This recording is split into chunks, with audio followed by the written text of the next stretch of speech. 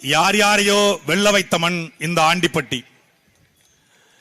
இந்த ஆண்டிப்பட்டிக்கு சம்பந்தமில்லாதவர்களை வெல்ல வைத்ததால் இந்த ஆண்டிப்பட்டி அரசன்பட்டியாக மாறாமல் இன்னும் ஆண்டிப்பட்டியாகவே இருக்கிறது. வந்தவரெல்லாம் சொன்னார்கள், எங்களுக்கு வாக்களித்தால் ஆண்டிப்பட்டியை நாங்கள் அரசன்பட்டியாக மாற்றுவோம், வைகையிலே பாலாறும் தேனாரும் ஓடும், நீங்கள் முப்போகம் விளைவித்து வாழ்வீர்கள் என்று சொன்னார்கள். நம்பி நம்பி எங்கள் மக்கள் இரட்டலைக்கும் சூரியனுக்கும் மாறி மாறி வாக்களித்தார்கள். இரட்டலைக்கும் சூரியனுக்கும் 50 ஆண்டு காலமாக ஆண்டிப்பட்டியில் வாழ்கிற மான தமிழர்கள் வாக்களித்துடைய நிலைமை, இந்த மண்ணில் இருக்கிற வைகை அணை இன்னைக்கு வரைக்கும் தூர்வாரப்படல.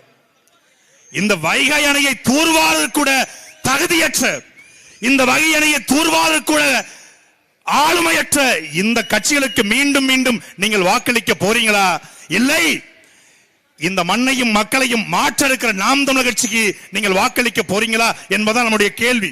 அது என்ன, நிலத்தை இழந்தால் பழத்தை இழப்போம். அது யாருக்கு பொருந்துமோ இல்லையோ, தேனி மாவட்டத்தோட உங்களுக்கு தான் பொருந்தும். நீங்க தான் நிலத்தை பறிகொடுத்த மக்கள். எந்த நிலத்தை? முல்லை பெரியார் என்கிற நம்முடைய நிலத்தை பறிகொடுத்துடைய விளைவு இன்னைக்கு எவங்கிட்டையும் நம்ம தண்ணிக்கு கையேந்திருக்கிறோம். ஒரு 2 அடி தண்ணி கொடுப்பீங்களா? ஒரு கொஞ்சம் திறந்து விடுவீங்களா? யார் யார்ட்டையோ யார் யார்கிட்ட போய் மனு கொடுப்பது, புகார் கொடுப்பது, ஆர்ப்பாட்டம் நடத்துவது, போராட்டம் நடத்துவது? நம்முடைய நிலத்தை பறிகொடுத்ததன் விளைவு ஒரு மரத்தை பராமரிக்கிற உரிமை கூட நமக்கு இல்லை. முல்லை பெரியார் என்பது நமக்காக கட்டப்பட்ட அணை. கட்டியவன் உழைத்தவன் தமிழன், கட்டியவன் வெள்ளக்காரன் இருந்தாலும் உழைச்சவன் தமிழன். நம்முடைய ராமநாதபுரம் சேதுபதி, நம்முடைய பாட்டன் முத்துராமலிங்க சேதுபதியுடைய தளபதி முத்தையரப்ப பிள்ளை, அங்க கடுமையான வறட்சி 17ஆம் நூற்றாண்டுல. அப்போ மக்களுடைய வறட்சியை தீர்ப்பதற்காக தன்னுடைய தளபதியை அனுப்பி வைக்கிறார். தளபதியுடைய குதிரை போகிறது வருஷ நாட்டு மலை மீது. அங்கே ஓடிக்கொண்டிருக்கிற அந்த ஆறை தடுத்து இதிலே அணை கட்டினால் நம் மக்களுக்கு தண்ணீர் தேவையை பூர்த்தி செய்ய முடியும் என்று சிந்தித்தவன் முத்து இருளப்ப பிள்ளை என்கிற நம்முடைய பாட்டன். அதன் பிறகு 100 ஆண்டு காலம் கழித்து வந்த பெண்ணிக்கு என்கிற வெள்ளைக்காரன் அவனுடைய இரக்க மனதால நமக்கு அணை கட்டி கொடுத்தான். அணை கட்டி கொடுத்துட்டு போயிட்டான். செத்தவன் தமிழன். அணை கட்டும் பொழுது அங்கே நரி அடித்து, கரடி அடித்து, சிரித்து அடித்து, பாம்பு கடித்து, அட்டை பூச்சி கடித்து செத்தவன் தமிழன். ஆனால் அணைக்கான உரிமை நம்ம கிட்ட இல்ல. பறி கொடுத்தது யாரு? யாரு பறி கொடுத்தது? இதே ஆண்டிப்பட்டியில யாருக்கு ஓட்டு போட்டு ஜெயிக்க வச்சீங்களோ அந்த தலைவர் தான் அந்த அணையை பறி கொடுத்தது. ஆனா அவருக்கு உங்களுக்கு புரட்சி தலைவர். சரி, அதுக்கு பிறகு ஓட்டு போட்டு தேர்ந்தெடுத்தீங்க. அவங்க வந்தாலும் அணையை விட்டு கொடுத்தாங்களா? இருக்கல. ஆனா அவங்களுக்கு ஓட்டு போட்டீங்க. அவங்க பேர் புரட்சி தலைவி. அதுக்கு பிறகு கட்சிகள் வந்துச்சு, அதுக்கும் ஓட்டு போட்டீங்க. மாறி மாறி திமுகவுக்கும் அதிமுகவுக்கும் ஓட்டு போட்டு வீணாய் போனதை தவிர ஒண்ணும் இல்லை. இன்றைக்கு தமிழ்நாடு முழுமைக்கும் வெள்ளைக்காரன் ஒரு 350 வருஷம் ஆண்டான். 350 ஆண்டுகள் வெள்ளைக்காரன் ஆண்ட பொழுது எனக்கு தெரிந்தவரை ஒரு கல்லை கூட உடைக்கல. அவன் நம்முடைய நகைகளை திருடினான், வரலாற்றை அழித்தான், ஓலை சுவடிகளை அழித்தான், நம்முடைய கோவில்களை கூட இடித்திருக்கிறான். ஆனால் ஒரு மலையை கூட ஒரு வெள்ளக்காரன் கூட உடைக்கல.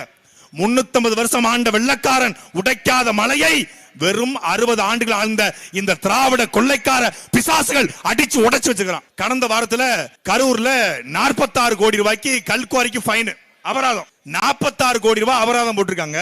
அதுல 24 கோடி ரூபாய் திமுகவுடைய சட்டமன்ற உறுப்பினர், ஸ்ரீரங்கம் சட்டமன்ற உறுப்பினர் பழனியாண்டியுடைய கல்குவாரி. இப்படி 26 கோடி ரூபாய் கல்குவாரியில அபராதம் போட்டிருக்காங்களே அப்படின்னு சொல்லி ஒரு தொலைக்காட்சி நெறியாளர் கூப்பிட்டு, யார்கிட்ட?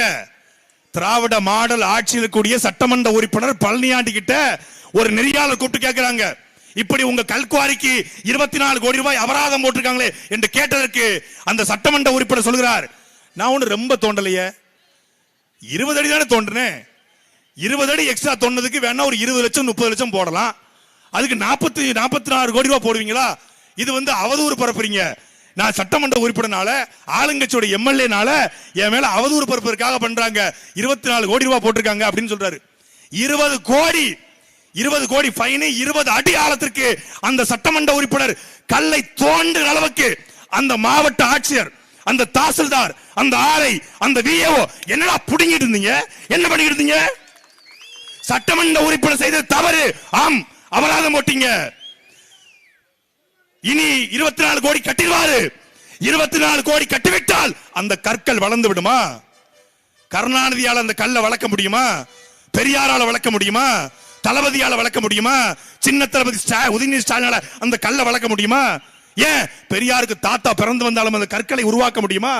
எந்த விஞ்ஞானியால, எந்த அறிவியல் அறிஞனால வெட்டிய கல்லை உருவாக்க முடியும்? அண்ணன் சீமான் சொல்லுவாங்க, நம்மால் உருவாக்க முடியாத எது ஒன்றையும் அழிப்பதற்கு நமக்கு உரிமை கிடையாது என்று.